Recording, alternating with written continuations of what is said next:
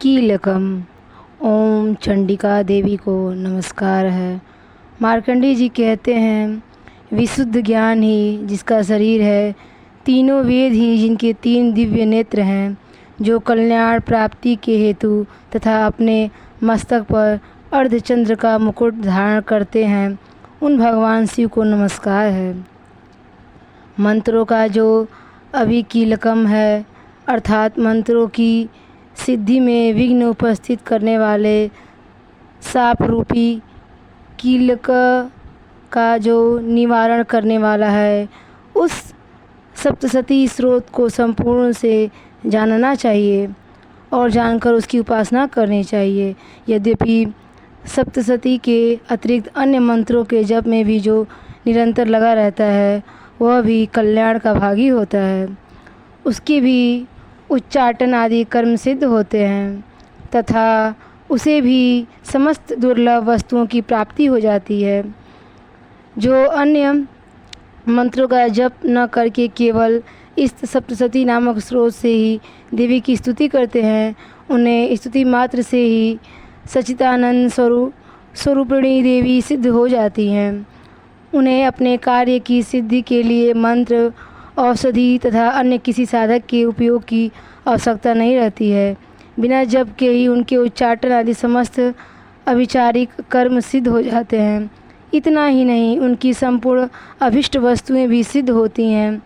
लोगों के मन में यह शंका थी कि जब केवल सप्तशती की उपासना से अथवा सप्तशती को छोड़कर अन्य मंत्रों की उपासना से भी समान रूप से सब कार्य सिद्ध होते हैं, तो इनमें श्रेष्ठ कौन सा साधन है। लोगों की इस शंका को सामने रखकर भगवान शंकर ने अपने पास आए हुए जिज्ञासुओं को समझाया कि सप्तशती नामक संपूर्ण स्रोत की सर्वश्रेष्ठ एवं कल्याणमय है। तदंतर भगवती चंडिका के सप्तशती नामक स्रोत को महादेव जी ने गुप्त कर दिया। सप्तशती के पाठ से पुण्य प्राप्त होता है, उनकी कदापि नहीं होती, किंतु अन्य मंत्रों के जपजन्य पुण्य की समाप्ति हो जाती है। अतः भगवान शिव ने अन्य मंत्रों की अपेक्षा जो सप्तशती की श्रेष्ठता का निर्णय किया, उसे यथार्थ ही जानना चाहिए। अन्य मंत्रों का जप करने वाला पुरुष भी यदि सप्तशती के स्रोत और जप का अनुष्ठान कर ले, तो वह भी संपूर्ण रूप से कल्याण का भागी होता है। इसमें तनिक भी संदेह नहीं है। जो साधक कृष्ण पक्ष की चतुर्दशी और अष्टमी को एकाचित्र होकर भगवती की सेवा में अपना सर्वस्व समर्पित कर देता है और फिर उसे प्रसाद रूप से ग्रहण करता है, उसी पर भगवती प्रसन्न होती हैं, अन्यथा उनकी प्रसन्नता नहीं होती। इस प्रकार सिद्धि के प्रतिबंध रूप किल के द्वारा महादेव जी ने इस स्रोत को कीलित कर रखा है, जो पूर्वोक्त रीति से निष्कीलन करके ही इस सप्तशती स्रोत का प्रतिदिन स्पष्ट उच्चारण पूर्वक पाठ करता है, वह मनुष्य सिद्ध हो जाता है, वह देवी का पार्षद होता है और वह गंधर्व भी होता है।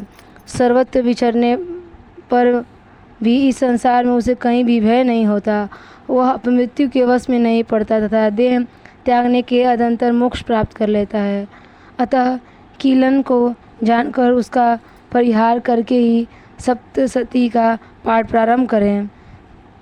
जो ऐसा नहीं करता, उसका नाश हो जाता है।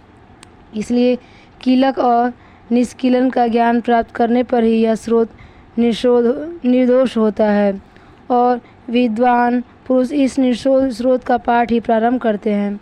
स्त्रियों में जो कुछ भी सौभाग्य आदि दृष्टिगोचर होता है, वह सब देवी के प्रसाद का ही फल है। अतः इस कल्याणमय स्रोत का सदा जप करना चाहिए।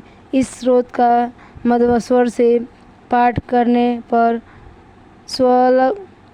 स्वल्प फल की प्राप्ति होती है, उच्च स्वर से पाठ करने पर पूर्ण फल की सिद्धि होती है। अतः उच्च स्वर से पाठ कर आरंभ करना चाहिए, जिसके प्रसाद से ऐश्वर्य, सौभाग्य, आरोग्य, संपत्ति, शत्रुनाश तथा परम मोक्ष की सिद्धि होती है। उस कल्याणमयी जगदम्बा की स्तुति मनुष्य क्यों नहीं करते हैं।